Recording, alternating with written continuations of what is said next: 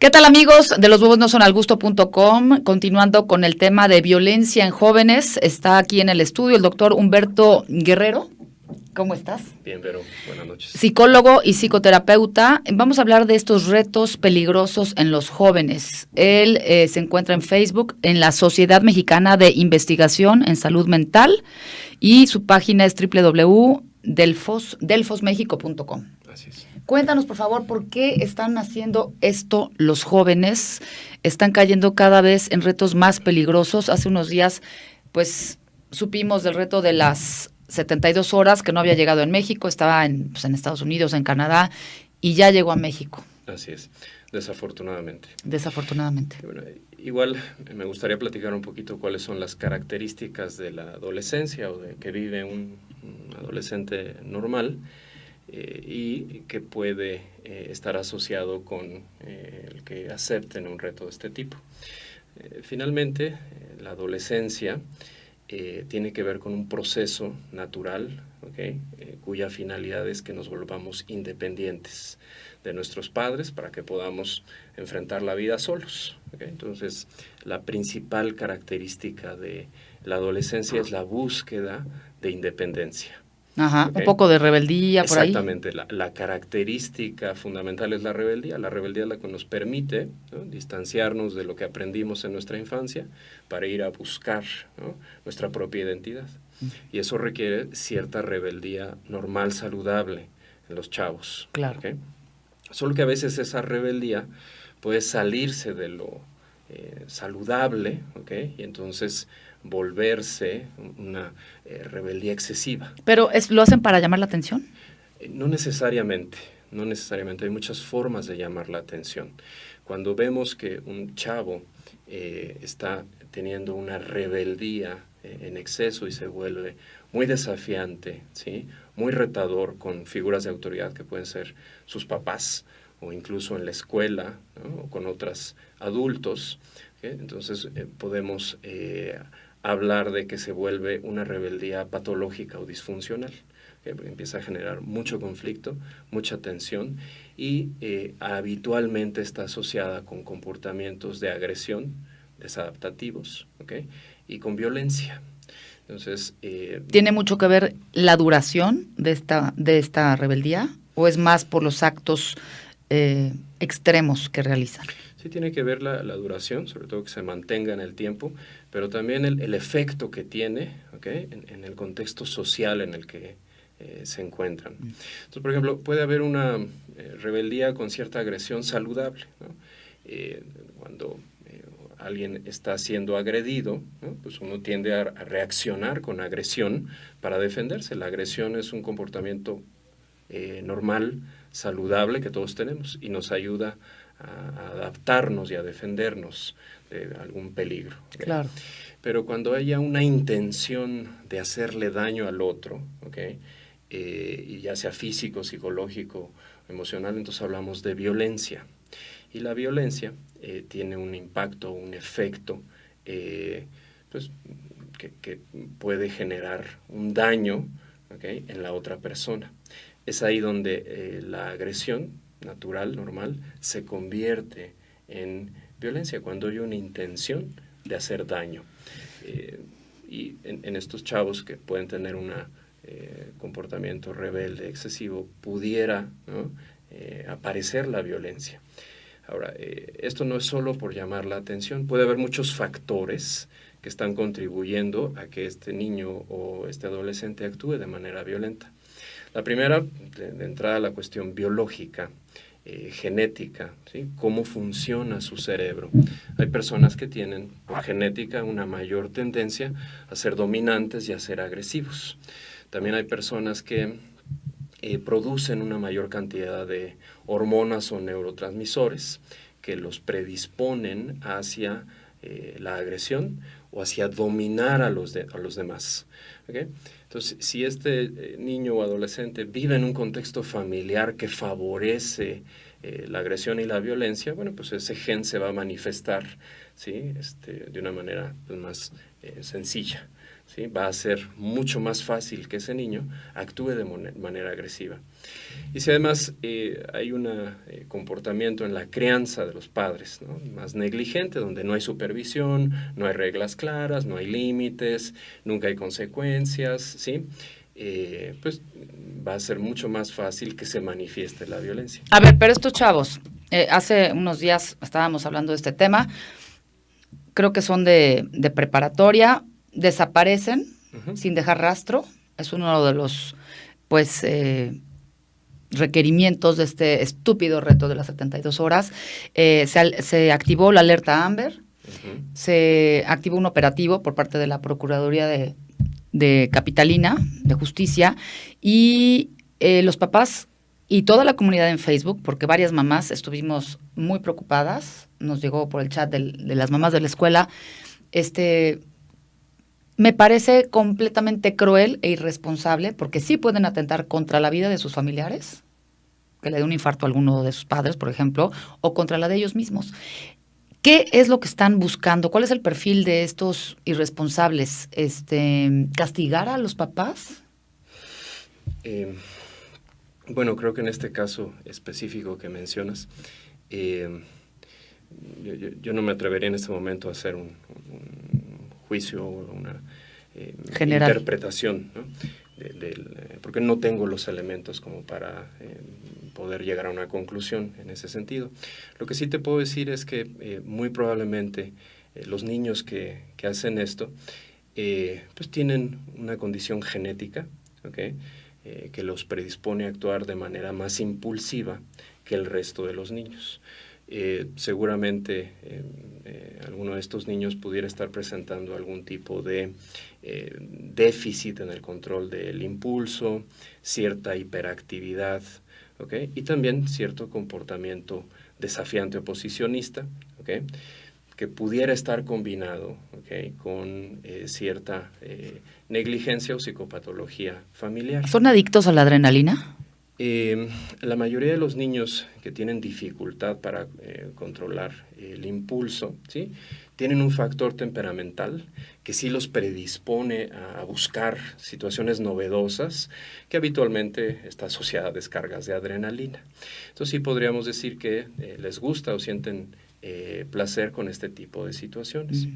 Entonces, específicamente en este caso, yo no podría decir, ¿no? Que no tengo ningún elemento como para llegar a una conclusión, pero en la mayoría de los casos donde los niños pues aceptan el reto de las 72 horas, ¿no? Pudiera ser uno por el impulso, ¿okay? Por la dificultad para controlar el impulso, y también pues por una situación quizá como de dificultad para empatizar y para conectarse emocionalmente y para prever las consecuencias de sus actos en un futuro y el impacto que pueda tener en sus padres y su sistema familiar. Entonces, no cualquier niño acepta el reto de las 72 horas. Sí debe haber ciertas características que te predisponen y facilitan o favorecen que un niño acepte un reto de este tipo. A mí me preocupa mucho cómo está la juventud. Me preocupa mucho que los juegos son cada vez más tortuosos, se autoflagelan. Las niñas están cortando con un cúter la lengua hasta sangrar. En fin, unos juegos peligrosísimos. Digo, ya ni comentar el de Charlie, que es con un lápiz y que se mueve y que eso es como que algo sobrenatural, si es que existe, ¿no? Pero no sienten pertenencia en su casa y buscan este sentido de pertenencia afuera al grado de pertenecer o unirse a las filas pues de las pandillas, que puede ser, digamos, sí, el embrión del crimen organizado. Claro. Estás tocando como dos temas muy socialmente dolorosos, ¿no? Por un lado, el tema del cutting, ¿okay? Que ahorita muy de moda, que sí está asociado a ciertas características como depresión, ansiedad, abandono de los padres, ¿sí? y lo que hacen muchos de estos niños o niñas es cortarse de manera superficial con alguna, por ejemplo, la navajita del sacapuntas, ¿okay? Para experimentar cierto dolor, ¿okay? Yo creo que, perdón, yo creo que se sienten muertos en vida y que necesitan sentir ese dolor para sentirse vivos. En muchos casos así es, ¿no? En otros casos también es para manejar su ansiedad, ¿okay? Al sentir el dolor, ¿no? Eso contrarresta la ansiedad, que puede ser insoportable, o lo que tú dices, también sentir dolor puede estar asociado a la experiencia de conectarse con su cuerpo. Están como anestesiados. Están como anestesiados o disociados de su cuerpo. Entonces el corte, el dolor les permite conectarse. Porque a esto también podemos poner el ejemplo de los piercings, de los tatuajes, digo, a menor grado, ¿no? O la gente que nos comemos las uñas, o también las chavitas que se están arrancando ya el pelo. O sea, le han abierto la panza no sé cuántas, y me tocó ver las imágenes de que le salían cabello y cabello y cabello del estómago. ¿Es parte de esta autoflagelación o ansiedad? Sí puede estar definitivamente relacionado con comportamientos autodestructivos, pero también sabemos que puede estar asociado incluso a un comportamiento adictivo. Cuando nosotros nos cortamos, ¿okay?, el cerebro produce algunas sustancias que nos ayudan a anestesiar el dolor, o incluso el cerebro produce algunos opiáceos que generan placer. Entonces, el cerebro empieza a asociar el corte con la producción de opiáceos que uno experimenta como placer o como placentero. Entonces, ahí hay un gran riesgo para los niños o adolescentes que hacen esto, porque se vuelve adictivo por el placer que está sintiendo derivado de esta producción de sustancias en el cerebro. Pero es una especie como de suicidio lento. No necesariamente. Finalmente sí es un comportamiento autodestructivo, ¿okay?, pero no necesariamente está asociado al suicidio, ¿okay? El suicidio puede ser derivado más bien como de un estado depresivo, ¿okay?, crónico y no atendido, que puede estar también asociado al comportamiento de cutting, pero el cutting no necesariamente lleva a los niños al suicidio, ¿okay? Y el otro tema que mencionabas hace rato de las pandillas, ¿no?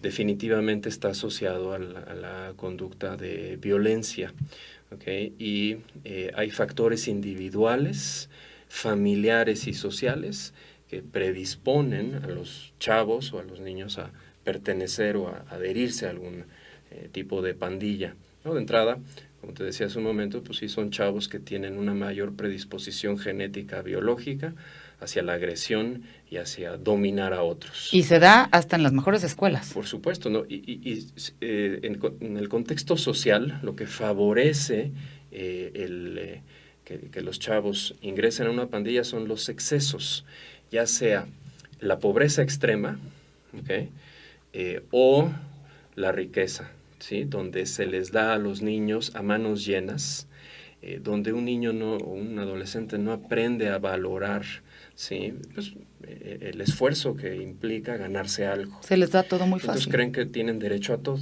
La gratificación instantánea. Exactamente. Entonces, cuando se le da a manos llenas o cuando hay una escasez extrema, esos dos polos parecen tocarse en el contexto social y predisponen que un chavo tenga comportamiento antisocial, es decir, que vaya en contra de lo éticamente establecido por la sociedad.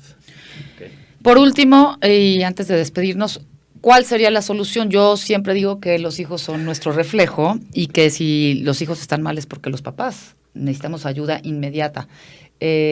Habla de una desintegración familiar, de una familia disfuncional, pero también habla de la urgencia de tratarse de alguna manera holística, ¿no? O sea, toda la familia o ¿qué se sugiere? Finalmente, cuando un niño pertenece a o un adolescente pertenece a una pandilla, ¿no?, pues también habla de un contexto familiar donde habitualmente hay desintegración o está rota la familia o hubo un divorcio, ¿sí?, o los padres no supervisan, no establecen reglas, no hay límites, no hay consecuencias y no hay un contexto amoroso que contenga a los niños. Entonces, finalmente, o son huérfanos de padres vivos. O son huérfanos.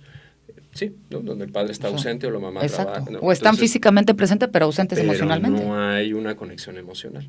Entonces sí son, digamos, abandonados por los padres. Entonces finalmente son el resultado de un sistema familiar que no está dándoles la contención, el amor, el afecto, la dirección, la orientación que requieren, ¿sí? Y que quizá pues, eso contribuye mucho más que tengan el gen, ¿no? Que los predispone a la agresión. Es mucho más, influye mucho más el sistema familiar y el sistema social.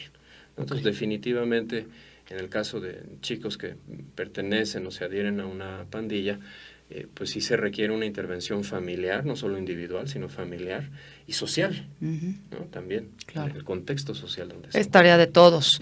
Pues muchísimas gracias. Estoy hablando con el doctor Humberto Guerrero, psicólogo y psicoterapeuta, sobre retos peligrosos en jóvenes.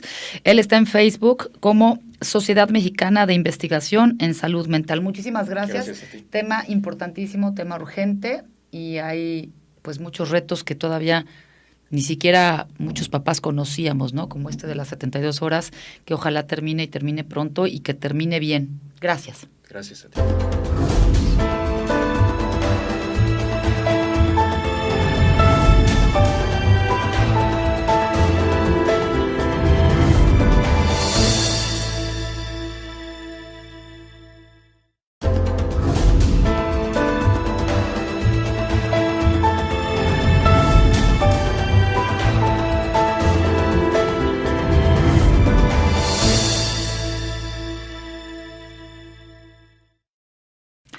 ¿Qué tal, amigos de loshuevosnosoналgusto.com? Continuando con el tema de violencia en jóvenes, está aquí en el estudio el doctor Humberto Guerrero.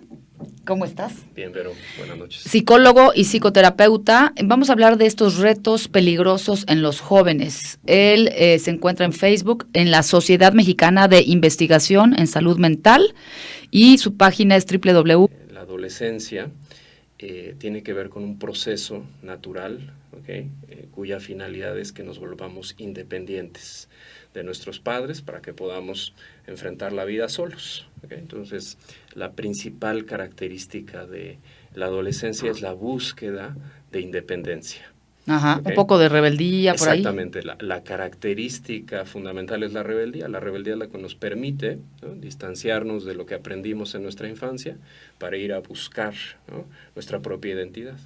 Y eso requiere cierta rebeldía normal, saludable en los chavos. Claro. ¿Okay? Solo que a veces es... delfosmexico.com. Así es. Cuéntanos, por favor, ¿por qué están haciendo esto los jóvenes? Están cayendo cada vez en retos más peligrosos. Hace unos días, pues, supimos del reto de las 72 horas, que no había llegado en México, estaba en Estados Unidos, en Canadá, y ya llegó a México. Así es, desafortunadamente. Desafortunadamente. Bueno, igual me gustaría platicar un poquito cuáles son las características de la adolescencia o de que vive un adolescente normal. Y que puede estar asociado con el que acepten un reto de este tipo. Finalmente, empieza a generar mucho conflicto, mucha tensión y habitualmente está asociada con comportamientos de agresión, desadaptativos, ¿okay?, y con violencia. Entonces, ¿tiene mucho que ver la duración de esta rebeldía o es más por los actos extremos que realizan? Sí tiene que ver la duración, sobre todo que se mantenga en el tiempo, pero también el efecto que tiene, ¿okay?, en el contexto social en el que se encuentran. Entonces, por ejemplo, puede haber una rebeldía con cierta agresión saludable, ¿no? Cuando alguien está siendo agredido, la rebeldía puede salirse de lo saludable, ¿okay?, y entonces volverse una rebeldía excesiva. ¿Pero lo hacen para llamar la atención? No necesariamente, hay muchas formas de llamar la atención. Cuando vemos que un chavo está teniendo una rebeldía en exceso y se vuelve muy desafiante, ¿sí?, muy retador con figuras de autoridad que pueden ser sus papás o incluso en la escuela, ¿no? O con otros adultos, ¿okay? Entonces podemos hablar de que se vuelve una rebeldía patológica o disfuncional.